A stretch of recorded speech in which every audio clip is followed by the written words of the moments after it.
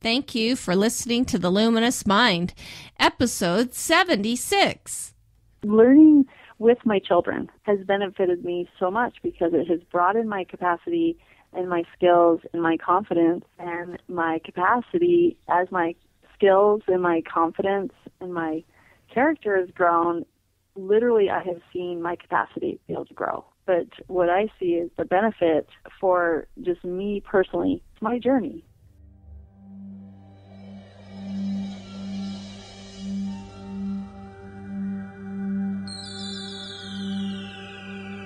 Benjamin Franklin once said, "Do not curse the darkness, rather light a candle instead."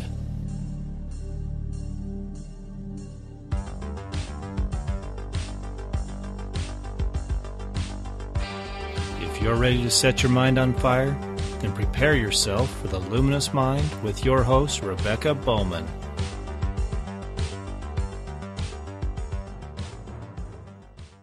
Today's fire starter is Katie Hansen. Katie grew up exploring and discovering the woods, ponds, and creeks and fields in Baltimore, Maryland countryside. After moving west and graduating college in elementary education from USU, she found her personal call to teach her own.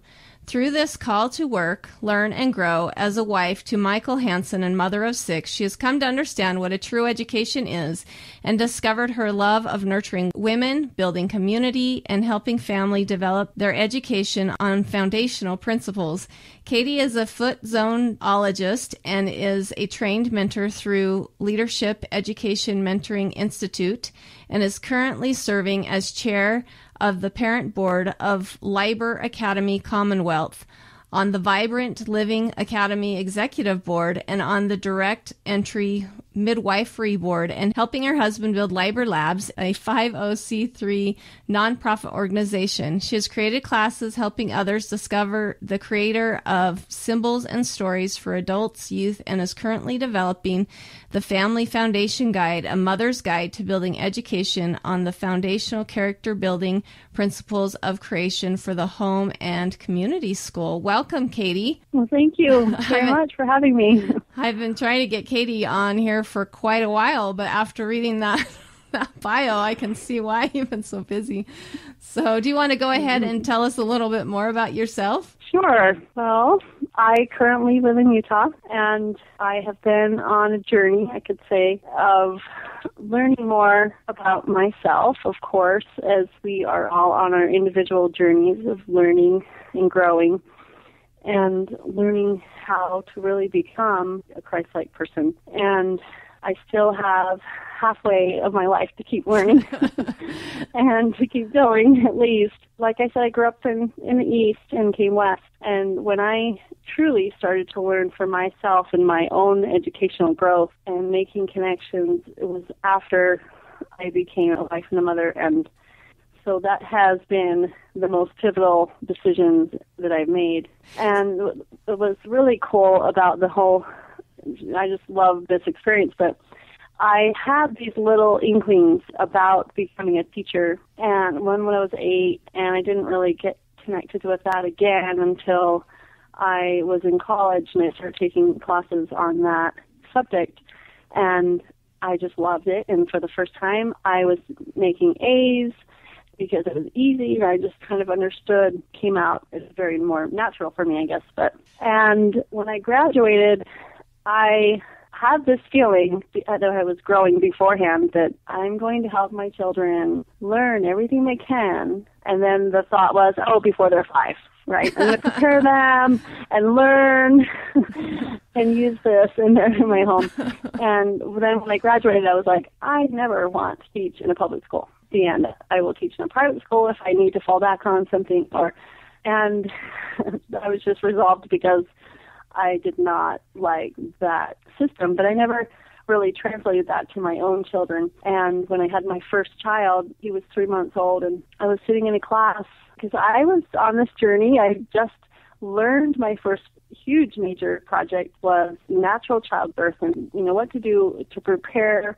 And, I got to prepare my mind, and I've got to prepare, eat this certain way. And I read tons of books about birthing and started getting me on fire about how amazing women are and our capabilities. And anyway, and so after I was attending a seminar, and someone mentioned something about, are we supposed to just send our children away and sit at home? Say, yeah, I'm staying home with my children or whatever. And I just had a lightning bolt come straight to my heart, and I knew, oh my gosh, I have to homeschool. And my son was 3 months old. I started more on the learning journey. So literally when I had babies, my first baby, I began learning. And from that point on, I started going to homeschool conferences or seminars. And once my kids were a little older, then I started going to classes outside my home. And I could understand that my education wasn't complete. And even though I had this teaching degree, I knew I still was on a journey to learn how to teach. Yeah, it's a lot different book form versus real life, I would imagine. Yeah, and it's the concepts in my mind. I had to grasp them to understand and bring them into my heart so that I could have transformation in my heart and have it come out. And that is something that has to be discovered and internalized through the journey, and it can't be just memorized and just fed, and that is not how true learning works. And so for me, it's been on this journey, and I just feel like each new journey of discovering something that I needed to learn or wanted to learn in behalf of my children or in behalf of new learning situations I was in, or as a wife or as a homemaker, I was able to basically learn a whole new set of skills.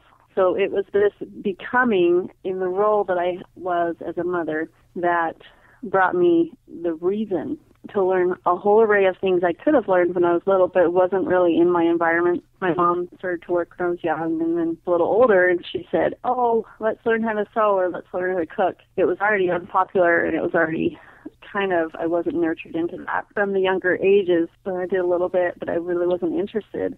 But, becoming a mother, it's a perfect project situation to learn. I had some motivation come into my understanding, and I had children with allergies and eczema for 4 months on his entire life. And I didn't want to just put Band-Aids on. I want to understand why. And I dig and dig and dig until I can find the answer. Real healing, not... Yeah, and I knew that steroid cream, it just wasn't the answer I was looking for. And I wanted to understand why, so I went to a lot of places for that. Yeah. So if that tells you a little bit about myself and how... So how you've evolved? Or Yeah.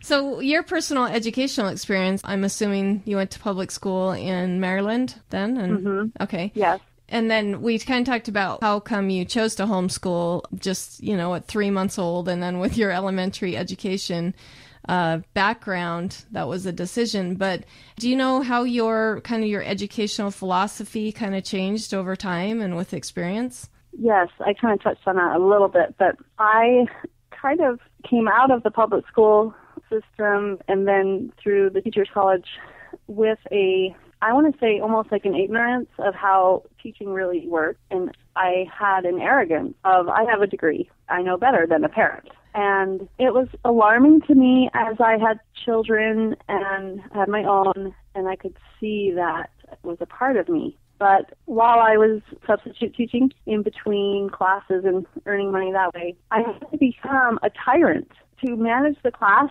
in a big bunch of kids that didn't want to be there. And I just felt like it was more of a tyrant where you shall do this. And I didn't have the relationship built, obviously, with the substitute teaching. And it's different if you have your own classroom and the dedication teachers put in all throughout the year, with those students. But what I saw in myself is that it brought out this, you shall do this with more of the wrong kind of authority. Kind of an unearned respect, like... Yes. Kind of. Yes. Yeah, without the relationship built, or just this expectation that I can say it and they can do it. And so that is probably something that I have had to overcome in the way that maybe my personality as a child, I wasn't as aware or taught that.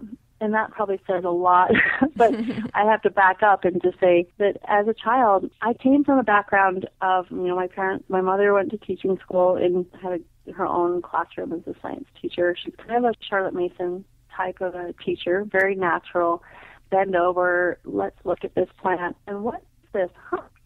Oh, I wonder what its name is. He was asking those questions aloud and very natural, exploring, kind of a learner that way. My dad's a scientist, and we lived in Maryland, and my parents were really overwhelmed with 7 kids. Wow. And so my dad had 2 in his family, and my mom was actually from kind of an abusive home situation, and she was in foster care for 5 of her years, from 5 to 10. Oh. And her little sister and brother was adopted out, and it's just her and her brother went into the foster care, and she had a stepfather who beat her, and she turned 18, and she actually joined the Church of Jesus Christ of Latter-day Saints, and that's my father was a Latter-day Saint. And she went to BYU for her, she was excited to leave California and go to the school with her fiance. And then they got married, and she wanted to do what's right. And so that's what she led with, what was right. And they never knew how they were going to make it, of course, with understanding young parents. We all get a chance to learn what it's like to be married and have children.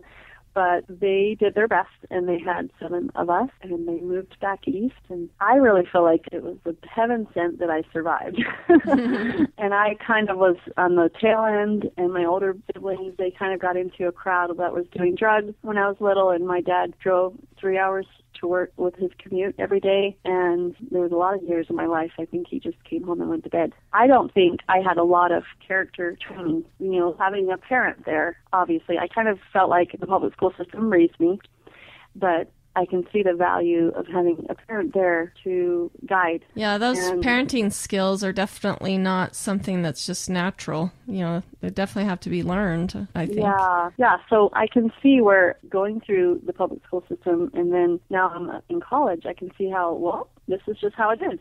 Someone else taught me that way. Yeah. So I think I was reflecting it out, and I thought that's what it meant to be a teacher or something. Kind of an authoritarian type attitude.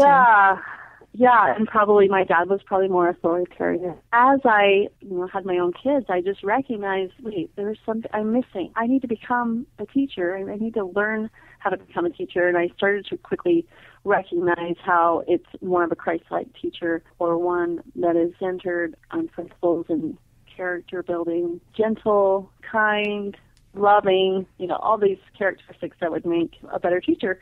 And I have kind of been on this journey as I have learned, and I call it more of an agency protecting teacher, a teacher that would protect our agency instead of telling, lecture, tell, and then now therefore you shall know that because I told it to you. That is a really interesting concept. I'm just kind of trying to wrap my head around the agency protecting type parent. I mean, sometimes as a parent, like you said, we're definitely more authoritarian, and what a neat thing to think about. I'm sorry to break in there, but I'm just like, no, wow, that's okay. I've never heard it described like that, but yeah, we do want to protect that agency for them so that they can make the decisions themselves. I'm assuming that's what you were meaning by that. Yeah, so instead of all that tell, really children learn through show and through asking. Yeah. And there's a formula I learned from a friend that children learn 60% through show, and that means let me see it. Let me see how you do it. And then 20% ask and 20% tell. It's just a good formula when we teach to check ourselves. How much are we telling and how much are we showing? And when we do project learning, we tend to do a lot of show and exploring. We might watch a video, and that's really helpful because we can watch it and we can see how to do it. I learn more from show and hands-on and asking, because asking gets my brain open and thinking and inquiring and keeping it going on looking for answers. Yeah. Well, and I like how you talk about having to ask those questions, because I think we forget that's a really important part of education, is that, the student formulates the question in their mind, and that's what opens them up, like you said, what opens them up to that learning. Mm-hmm. We forget about that. If what our brains want to do is they are always, so we have these little glands. I know from my foot zonology background that the thymus gland is constantly looking for a story. So this is where we have assumptions coming in.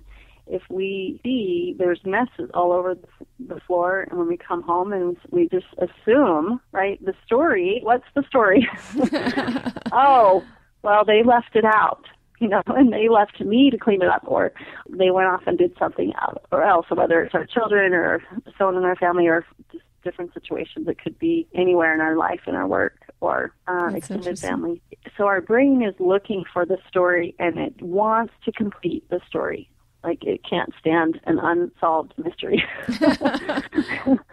So a lot of times we'll just make assumptions and, okay, good, there's the story. That's the answer. And we just kind of go with it. So we have to become really aware in our mind of our own, assumptions and the stories that are going on in our head all the time. But as we ask more questions and we train ourselves and help our kids this way, this is what I did when children were little. Sometimes I started to notice I would just tell them what it is. Instead of asking them, what do you think it is? And then let them explore it, I was more quick to just tell them, oh, I just want them to learn all these things, right? Yeah. I want them to be smart. I want them to check boxes and understand the knowledge. So now I understand how I have to allow them to discover it for themselves, for it to be their learning. Yeah, for it to really stick, too. Yeah, instead of just, for passing a test, remember, that's rote, learning. It kind of goes in one ear and out one ear, and it's not until really we have an experience or we get to do more hands-on with it or visit it 3 times. There's patterns can help with our brain to really learn it and internalize it. That's great. So what is some of the best advice that you received? We kind of talked about how you came from a home where, there wasn't a lot of, like, the public school system parented you. Mm-hmm. What was some of the advice that you received that's kind of helped you over the years? I think this idea of the show versus tell has been the best thing for me, because I've already been on that journey of I want to become the best teacher. I want to learn what does that look like, and I know I'm not there yet, and I still want to understand more. So that was really timely. So what I was doing is I was keeping my brain open and saying, I don't think I have it yet. I'm not going to say I have it and I am it. I want to still learn. Yeah. So that is a key of learning. Well, and the norm in society is that we don't take responsibility as parents of what our actions, produce out of our children. And I think that's what I'm getting out of what you're saying is that, when you had to take on that show me type attitude versus tell, that you had to become the example that you wanted your children. If you want them to know all these things, you have to know them yourself and to strive for that. Is that kind of where you're headed with that? And yeah, I have to understand it, and it's partly me. How I function is I want to understand it, and I'm looking at it as if I can understand it for me, then everything can go better, right, for them. Yeah. And it's because of them I'm motivated, but then also to understand why I'm here. Yeah. And what I need to be learning because of them. Yeah. It's interesting how families help us do that, huh? It gives us a lot of motivation. And I really took it seriously. I took that challenge to learn all I could about becoming a mother and learning how to have a natural childbirth, and amazing capacity that women have with stories, all kinds of stories from midwives, just hearing how beautiful that experience could be. I think it really helped me it set in some really strong mother bear chemistry in my brain where I could really take ownership. Yeah. And I think that's it, is we have to have permission to take ownership of our role and put away all the fear. Oh, yes. That's the hardest part, too, I think, putting away that fear. Mm-hmm. So when you decided to homeschool at 3 months, did you ever worry about what your children would do for their friends and for that network that you had as a child within the public school system? Well, basically, I'm asking you, what do you think about socialization? What do you think it means to be socialized? I don't know if I really worried about them having friends. What I did right away is I started hanging out with families.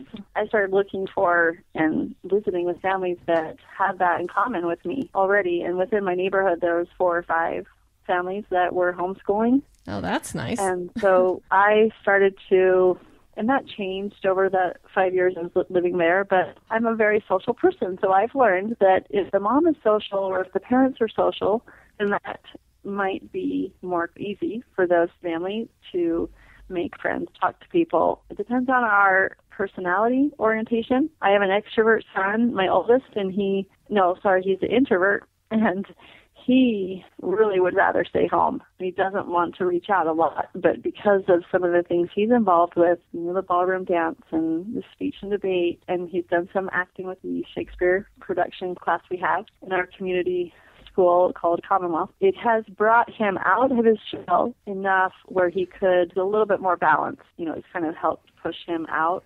Yeah, I would never guess he was an introvert.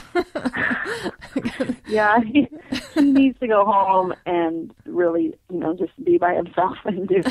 He needs that thinking time. Yeah, he's very much an internal processor. He just works out in his brain. My second son is a complete extrovert. He wants to be doing his work with others and moving all the time. And I see socialization really not in the way that most people ask it. I view family is the best social unit that we have because there's all different age groups and there's wisdom in the more experience, at least. Then there's a high need for service and self-sacrificing and letting painful emotions go, not carrying them around and really learning how to understand what a relationship is and how, saying one thing would hurt another, how maybe we should not say this again because it's personal and it's not just people passing by that you just get thrown in the room with, and you see the consequences more lasting within a family. And so I view socialization as really how we're meant to function in society together in a positive, light, lifting way. And I totally believe in God's design for our family societies that way. So I believe in community. That's one of my passions is building community, and I love connecting with women and families that way and working and helping to nourish families. And I believe that being social in regards to our healthy roles within families is very necessary in life.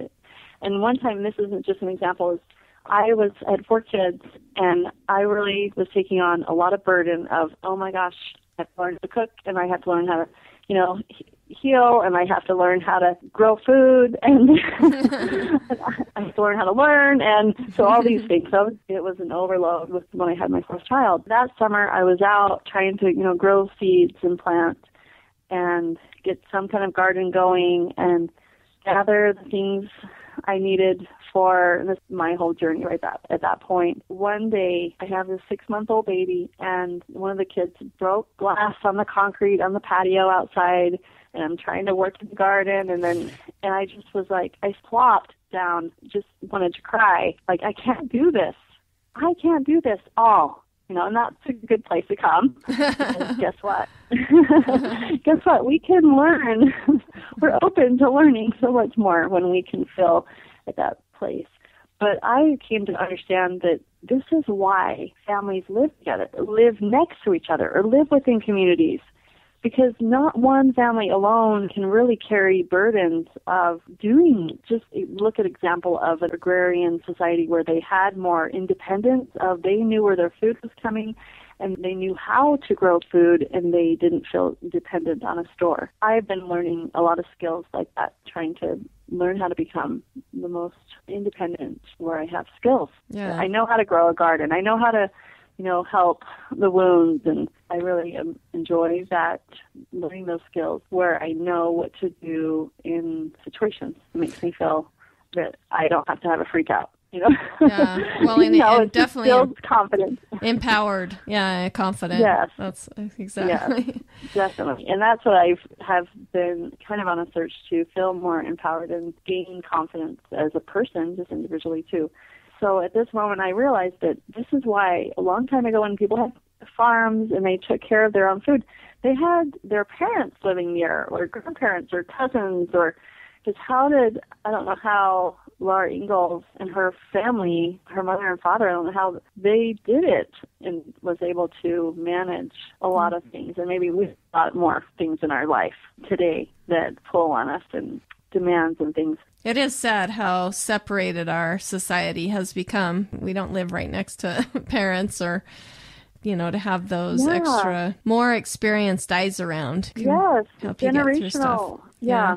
That story just illustrates how I was feeling. Then I understood how families were strong long before, because they had elders there somewhere in the room, like the elder statesman, as someone calls it, or the grandfather, the medicine man, or, someone. They always had older men and women that brought about a peace and a grounding to that family to know that, oh, it's not just my mom, but look, I can see my grandpa out there teaching the same way or learning the same way or showing the same. It's like having more adults around helps to raise a strong foundation a little bit. I don't know. I know sometimes with my children, when I say it, they don't hear it. But when somebody that's older or an aunt or, somebody like that, a grandparent aunt or somebody like that, they can really touch on their heart. And actually the child will listen and hear it. Yeah. So it's like it has to be out of 2 or 3 other people. Yeah, 2 or 3 more witnesses. Yeah, and that's a truth with our brain. Like, if we hear it the first time, maybe it doesn't have validity, but if we hear it and we see it and we experience it another 2 or 3 times, it's going to sink in. Yeah. So then taking everything I've shared here, it's like as we experience it, as I've experienced it, then I know better how to help my kids. I know better how to relate with my children.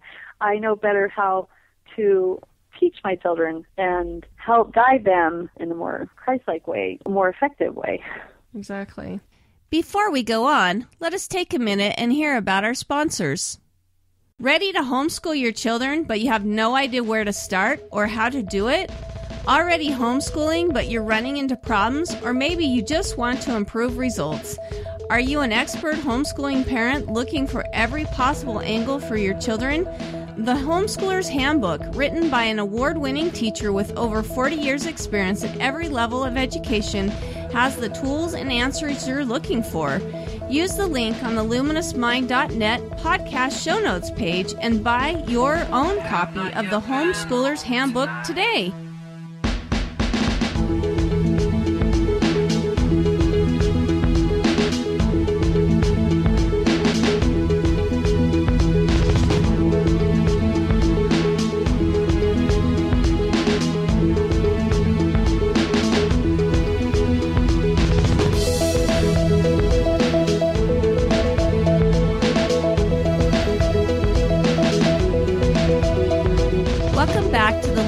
Mind with Katie Hansen.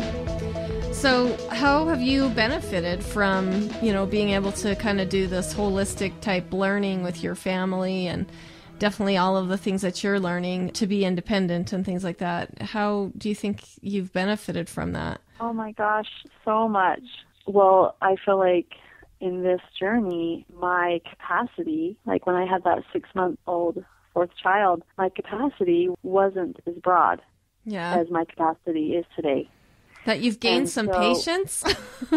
Yeah, well, it's like as I have grown in my understanding even more, my character is grown, and it's increasing my faith. It's increasing my belief that I can do things too, and increasing our ability to gain the skills as adults.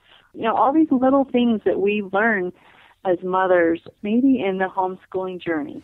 Especially having them there with you all the time. And it really does force us to really deal with our issues really head on. Yeah, just throw up our hands, I don't know how that happened, and be done with that story and allow it to be that way, which is a tendency maybe sometimes. But yeah, learning with my children has benefited me so much because it has broadened my capacity and my skills and my confidence, and my capacity as my skills and my confidence and my character has grown. Literally, I have seen my capacity be able to grow. But what I see is the benefit for just me personally, it's my journey, right? Yeah. Really, I'm a mother. I'm Katie, and Katie's journey is part of the reason why I get to experience all this. So you have some amazing successes that you've seen with your children. Do you want to share them with our audience? Sure. Yes, it's really cool to see. So along the way, we doubt ourselves, or we sometimes allow ourselves to fall into doubt that we can have success. And we kind of say this is what success looks like. And really, there's so much success, so individually based on what each individual child, what they bring to the world and who they are, and helping them to discover who they are really brings beautiful success. But my oldest child has been learning. He was really ready to do these Commonwealth classes that we joined in with about 5 years ago, hitting that age of 11 where he kind of wanted more, and we could feel it. There was some shift, and I always told him about classes he could take when he was a little older, and we saw community classes, and whether it's the production of the play or we were involved with clubs and things, but he just ate it all up. He loved it so much, and it fulfilled his learning need in a group, especially at that youth age, 12, 13, 14. It was wonderful for him to learn with other mentors that stepped up to serve and teach the youth. That's been a very, very good success, is joining with a community school like Commonwealth has been a really good help. But we had about 3 years of classes that were offered as building stones. And let's increase the rigor. Let's increase the amount, the type of books, or the amount of books and the content that they're learning. And so there's this progression of a couple of years in these Commonwealth classes that I've been involved with. And I had been through the learning for myself through the adult classes, and I could see the value of this third or fourth year books that he had an opportunity to take. And I had the vision of how important reading those books, reading a story about Gandhi and studying his life and knowing what kind of character he had, and where they have these discussions, they bring out how this one character trait that he had, maybe it was courage, and they study that trait with that man and some other readings that were in this class. I knew that that's where I wanted him to get to the level of studying. And in the middle of one of these years, he had a couple of friends and end up doing different things and leaving to go to the school or moving or different situations. And he was kind of feeling down because a lot of his friends that he'd gained were not there anymore. And he felt like, it's just not going to be as cool or fun anymore. My class is going to be lame. He just was kind of in this discouraged moment. And he was talking about, I'll just go to high school for some classes and I'll do that. But I could see if you just stuck it out. Awesome. Yeah. You haven't got to these awesome books. And I really held my feet on that option in that camp and just persuaded as much as I could. And I just said, I know these are going to be awesome. And it's just amazing how God just orchestrated everything beautifully to have this class and this amazing mentor. And he's like, okay, I'll go ahead with it. And so he went for the next year and a half. He just loved it. What came in his life is even more some like an economics class and a physics class that he wanted to take. And these opportunities started coming on the side, outside, whether it's online or like speech and debate, a private class on a different day than this community school. But basically by the 2 years after those classes, and he started a self-directed scholar class where he started building his own plan. We invited the kids to go out and get a vision for their life and go alone for 2 hours and go figure it out. What is it you need to be working on this year?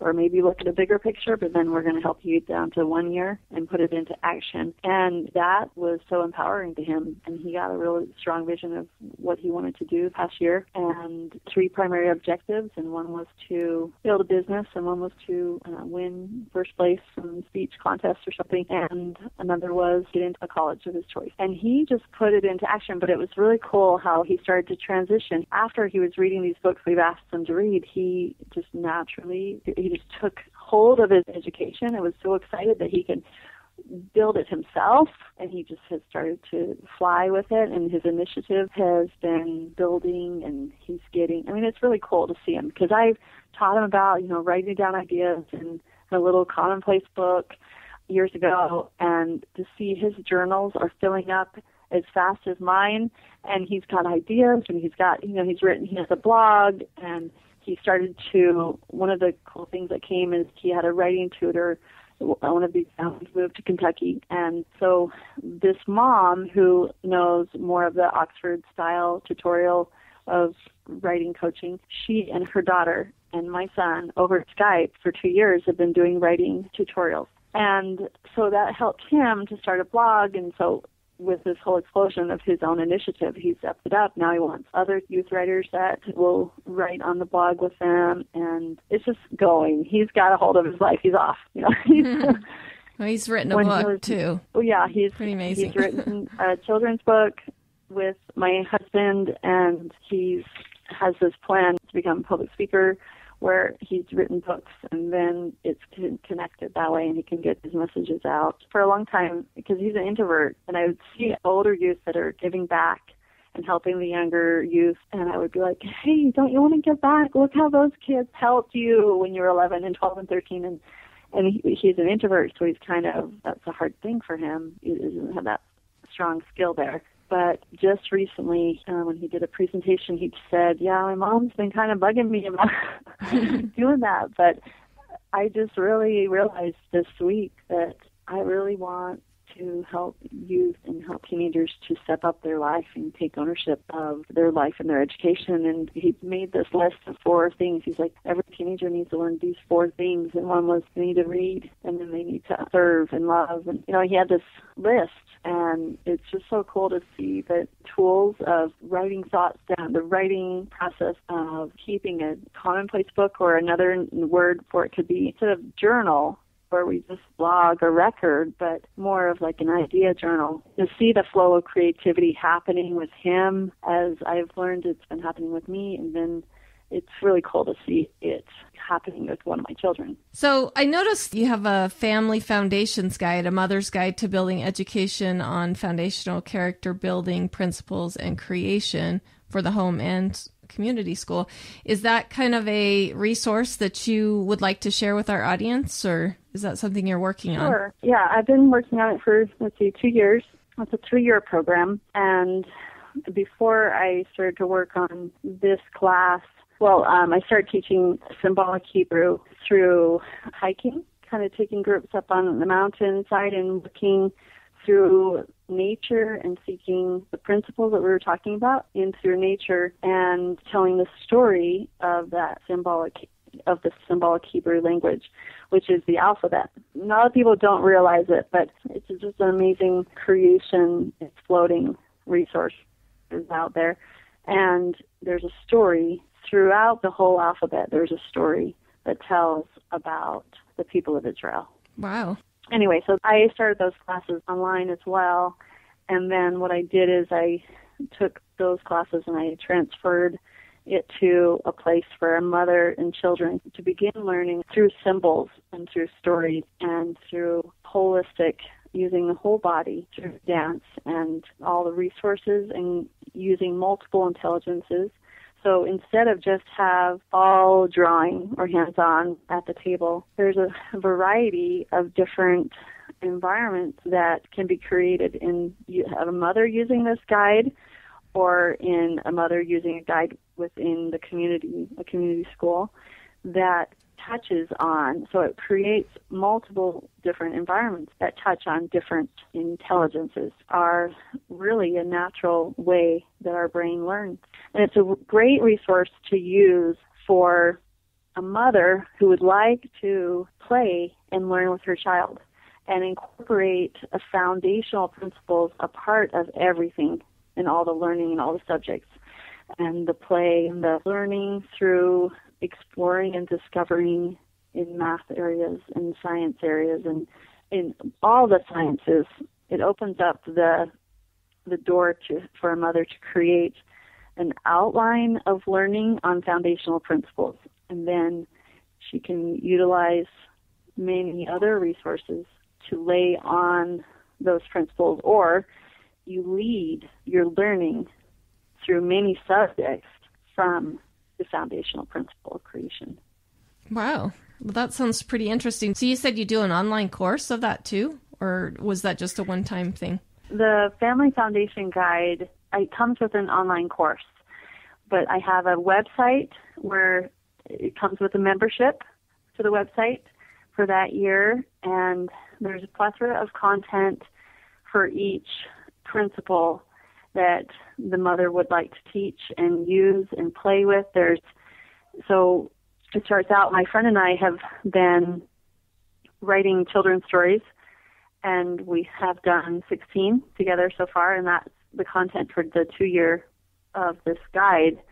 And these children's stories have the principles of creation, which is the Hebrew, or the language of creation is another name for it, is what they call it, is the symbolic Hebrew. They have these principles intertwined throughout the whole story, and it's beautiful. And so we have these original stories, and we have original songs with MP3s on the website, and we have the words and principles broken down for a child to explore with that word, and resources that I show and we utilize in the class, and that's where the online class comes in handy, is because, we can't teach something that we don't know ourselves, and so it's an opportunity for the mom to learn the principles and start to experience and discover for herself so that she can then incorporate them into their own family. She can have conversations with her children about the stories and the fairy tales that can be added on, and the Bible story that can be added on, and the picture book stories that can be added on. She can have conversations about those principles and use them when they come up in relationship building situations or in learning about the maths and sciences, and she'll be able to understand that background for herself so she can bring that conversation out within her children's education and in the conversation in the home. Online, other resources we have is all kinds of different ideas of activities that you as the mother could create small learning environments. Small, whether it's in nature through the maths and sciences there, or geometry and all kinds of hands-on math to beginners guide to constructing the universe is an example of the things that you can do through nature and learning the principles through nature. And then another example is through all the sciences. And then there's dance that I teach, and working on, building videos on the website kind of thing. That's wonderful. And then your other resource is? It's called the Hebrew Project. And I have a class for mentors, or just a regular class for anyone who wants to learn just at the first level for themselves. But it is definitely for an older audience and older youth.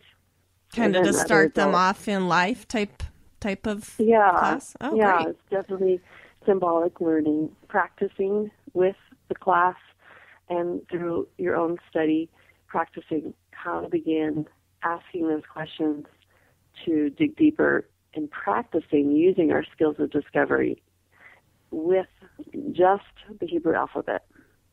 And what it does is it helps us to challenge the tendencies we have to shut learning down and shut learning for more meaning than just accepting one level of meaning. And it was created to have be a symbol, so a symbol has many, many meanings. And sometimes we have been trained up in our educational system today to just accept one meaning and keep going. But our brains were designed to see in symbol not like an animal, and to see many meanings. And it's amazing because as we learn this one symbol, then what happens is we are on our personal journey and start discovering these other connections that we are, what come to our mind when we're learning one symbol.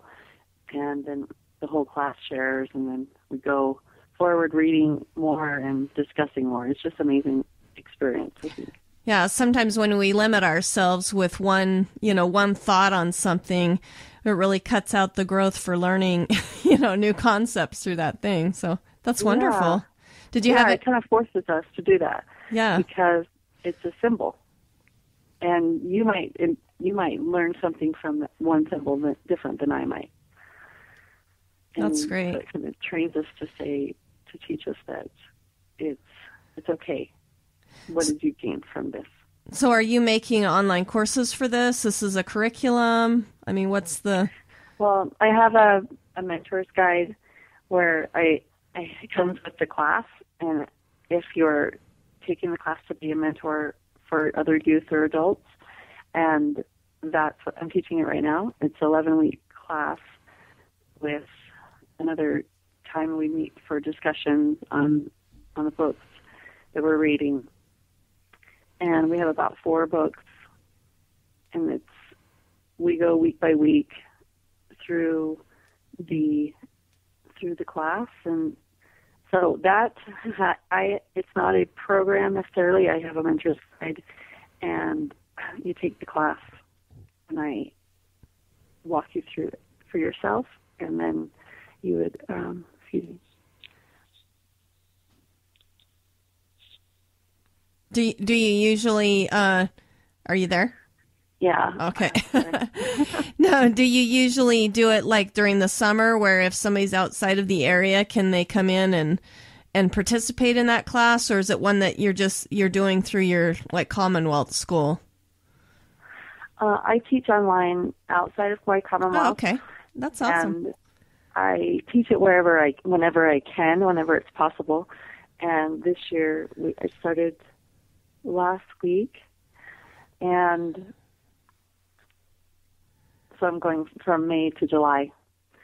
And sometimes, like, I will teach it in my own community to the youth in next school year, but sometimes it